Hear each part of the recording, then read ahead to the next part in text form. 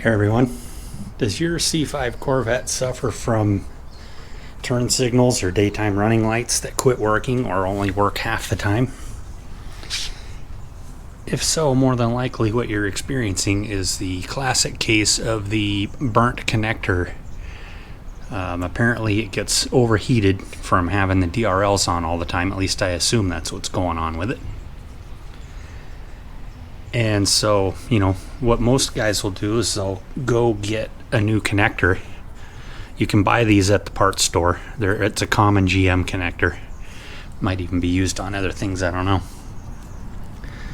But a lot of times, you'll buy this new connector and then end up having to cut it off right here and then splice your new connector back in there. Even if you go to the wrecking yard and pick up a good set of these, you're probably just going to cut it off out here and splice it out here.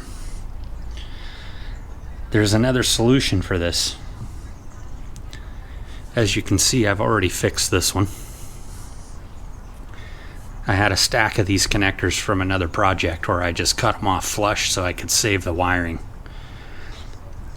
Unbeknownst to me, that left me with a bunch of these good middle pieces, the actual connector, so that I can just swap this piece out. I can swap this one for the burnt one, but on the car, so I don't have to do any splicing.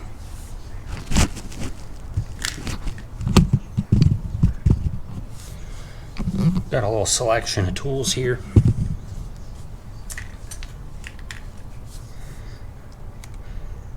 So there's these tabs in here, two across from each other. You're going to bend them in.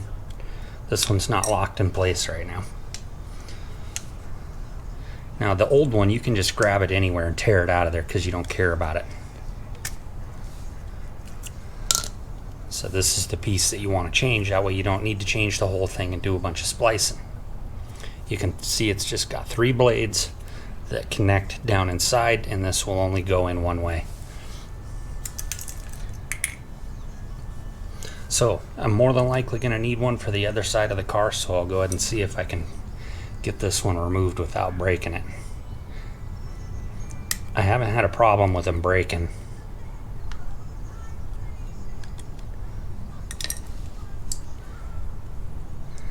So that one's disengaged now, you can see. Just going to give a little pull out. Hopefully it'll stay disengaged. See if I can grab the opposing one. Might be a little easier if you had 4 hands. But I'm gonna win. Okay, here's our new one. Our new used one. Tabs seem like they're fine. I didn't damage them.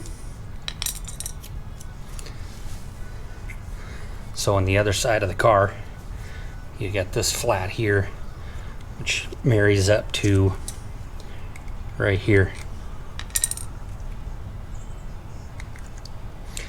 So you just push that in and snap it in place, you're done. Put your bulb back in, put your whole light housing. Well, I got my light housings out for a different reason. You can change the bulbs through the brake vent.